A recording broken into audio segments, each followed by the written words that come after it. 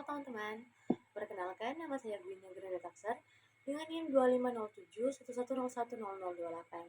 Saat ini saya akan mereview kembali materi tentang pemerintahan daerah dan hubungan pusat dan daerah. Dan sebelum itu saya akan menjelaskan definisi tentang negara kesatuan. Negara kesatuan adalah bentuk negara yang memiliki satu pemerintahan pusat dengan kekuasaan penuh atas wilayah negara tersebut. Di negara kesatuan, kekuasaan dibagi menjadi beberapa tingkat. Namun, semua kekuasaan tersebut berada di bawah kendali pemerintahan pusat. Selanjutnya, saya akan menjelaskan tentang definisi pusat dan daerah.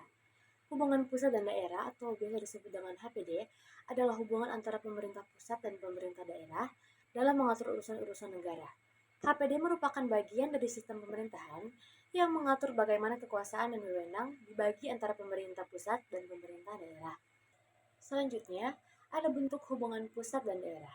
Yang pertama, ada model sentralisasi.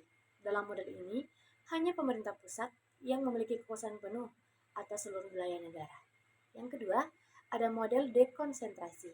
Dalam model ini, pemerintah pusat mendelegasikan sebagian kekuasaan kepada daerah-daerah. Yang ketiga, ada model desentralisasi. Dalam model ini, pemerintah pusat memberikan otonomi kepada daerah-daerah untuk mengatur urusan-urusan tertentu. Selanjutnya ada definisi pemerintahan daerah.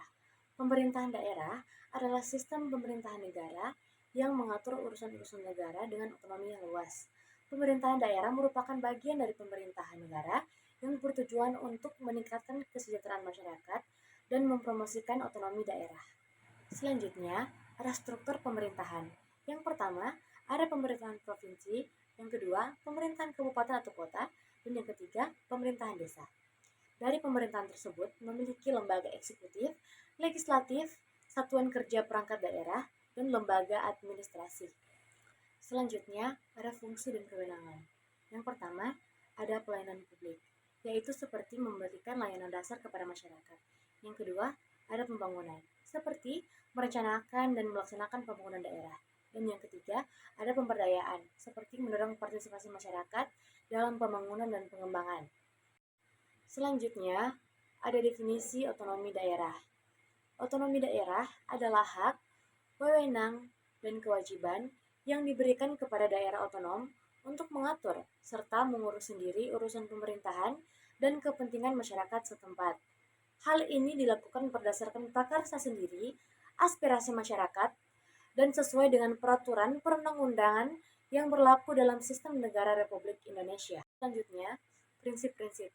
Yang pertama, prinsip otonomi, dan yang kedua, prinsip desentralisasi, dan yang ketiga, prinsip partisipasi.